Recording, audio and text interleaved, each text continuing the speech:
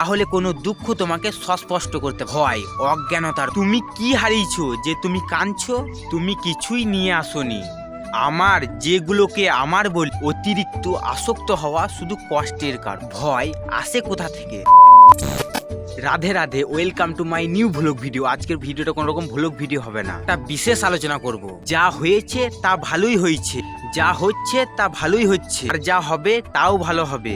এই কটি লাইন শুধু কথা নয়, জীবনের গভীর সত্য, এক অনন্ত দর্শন, এক চিন্তার জ্ঞান। আজ আমরা এই কথাগুলোর অর্থ বুঝবো, বুঝার চেষ্টা করব কেন শ্রীমদ্ ভগবদ গীতা আমাদের জীবন বদলে দিতে পারে। জীবনে প্রবাহ।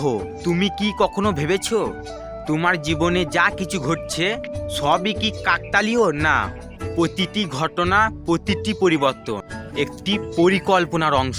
আমরা প্রায় অতীতকে নিয়ে আফসোস করি, এটা যদি না হতো, আমি যদি ওটা করতাম।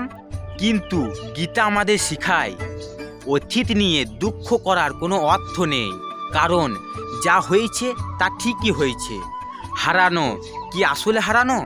তুমি কি হারিয়েছো যে তুমি কাঁদছো?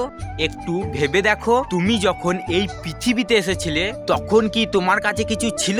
না, ছিল না কিছু। তুমি কিছুই নিয়ে আসোনি, তাই কিছু হারানোর প্রশ্নই আসে না।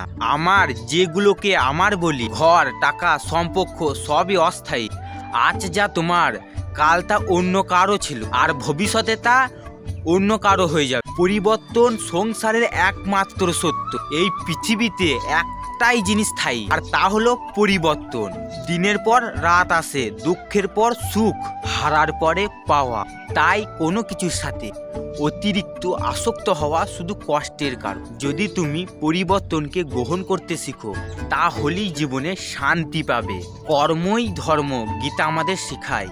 কর্ম করো, কিন্তু ফলের চিন্তা করো না। আমরা প্রায় কাজ করি ফল পাওয়ার আশা, প্রশংসা, সাফল্য, লাভ। যখন সেই ফল আসে না, তখন আমরা হতাশা হয়ে পড়ি। যদি তুমি শুধু তোমার টুকু মন দিয়ে করো আর ফলকে ছেড়ে দাও, তাহলে মন শান্ত থাকবে। দুঃখ মনের সৃষ্টি, দুঃখ বাইরে থেকে আসে না। দুঃখ তৈরি হয় আমাদের মনের ভেতরে।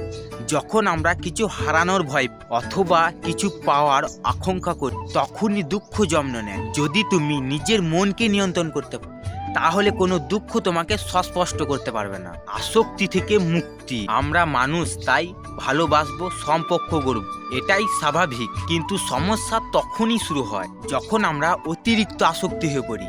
গীতা বলে ভালোবাসো, কিন্তু বাঁধা পড়ো না, কারণ সব কিছুই পরিবর্তনশীল। ভয় অজ্ঞানতার ফল। ভয় আসে কোথা থেকে? ভবিষ্যতের চিন্তা থেকে, অজানার ভয় থেকে। কিন্তু যদি তুমি বুঝতে পারো যা হবে তা ভালোর জন্যই, তাহলে ভয় নিজে থেকে দূর হয়ে যাবে। আত্মা অমর, এই শরীর ক্ষণস্থায়ী। ভিডিওটা অনেকটি বড় হয়ে যাবে, তার লেগে ভ্লগ ভিডিও এখানে শেষ হচ্ছে। সবশেষে আবার বলছি রাধে রাধে, আর পার্ট 2 খুব তাড়াতাড়ি আসছে।